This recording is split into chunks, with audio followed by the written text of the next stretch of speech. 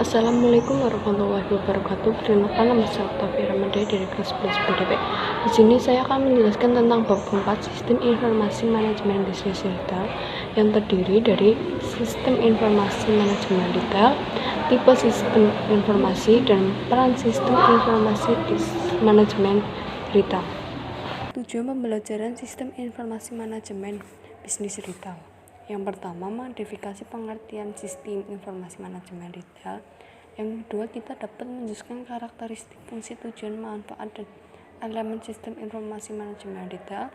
Yang ketiga, dapat mengidentifikasi tipe sistem informasi seperti sistem informasi penunjang kegiatan operasional, sistem informasi pengambilan keputusan, dan sistem informasi manajemen.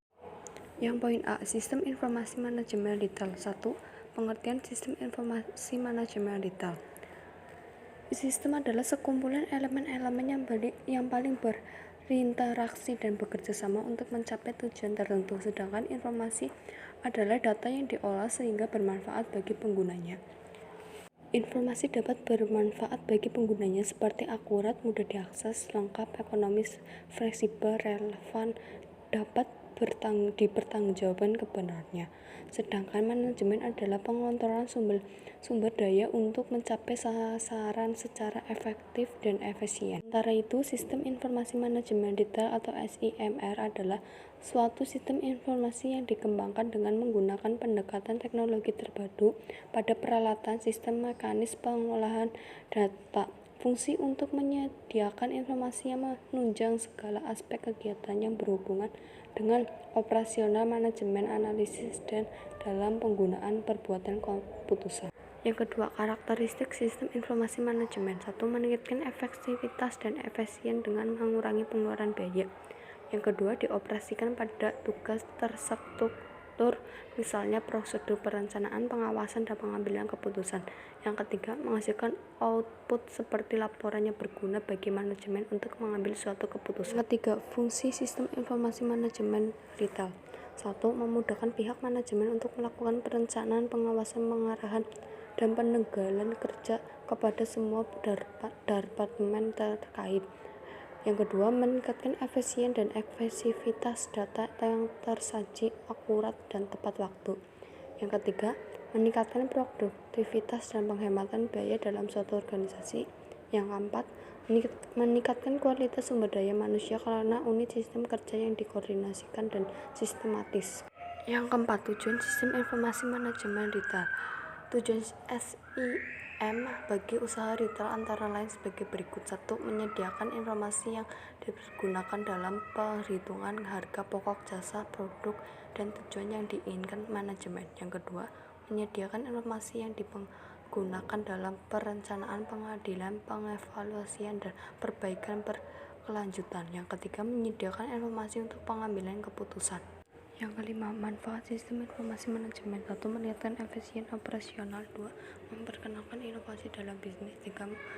Membangun sumber informasi yang strategis. 4. Mendukung pengambilan keputusan.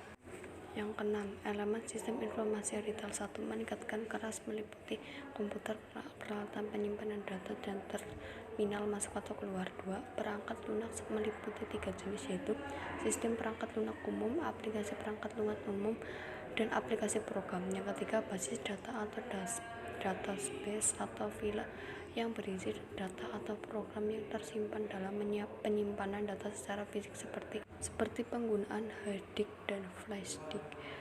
Yang keempat, prosedur, yaitu instruksi yang biasanya berupa buku panduan yang terisi instruksi pemakaian, penyimpanan, dan pengoperasian servis.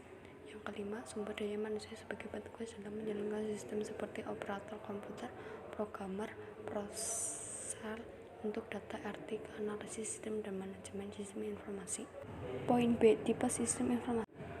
Sistem informasi penunjang kegiatan operasional atau operation support system. 1. Sistem pengolahan transaksi atau transaction logic system. Yang kedua, sistem pengadilan proses atau proses control system. Yang ketiga, sistem otomatis kantor atau office automation system. 2. Sistem informasi pengambilan keputusan. 1. Sistem informasi pelaporan. 2. Sistem penunjang keputusan. 3. Sistem informasi eksekutif. Yang ketiga, sistem informasi manajemen detail. 1. Tingkat informasi untuk proses transaksi sebagai input responal. 2. Tingkat informasi untuk perencanaan operasional, pengendalian dan pengambilan keputusan. Yang ketiga, tingkatan informasi untuk perencanaan taktis dan pengambilan keputusan. Yang keempat, tingkat informasi untuk perencanaan strategi kebijakan dan pengambilan keputusan yang ditentukan oleh top management. Poin C. Peran sistem informasi manajemen detail. Peranan proses bisnis dan operasional. 1. Memproses transaksi bisnis penggunaan transaction proses sistem atau TPS. Yang kedua, mengontrol proses industri. 3. Berkomunikasi melalui automatic system atau OAS. Yang kedua, peran pengambilan keputusan. 1. Informative reporting system. 2. Deficit support system. Ketiga, executive informative system. Yang keempat, chronological based informative system. Yang kelima, adverse computing system. Yang keenam, bonus voting informative system. Yang ketujuh, strategi informasi.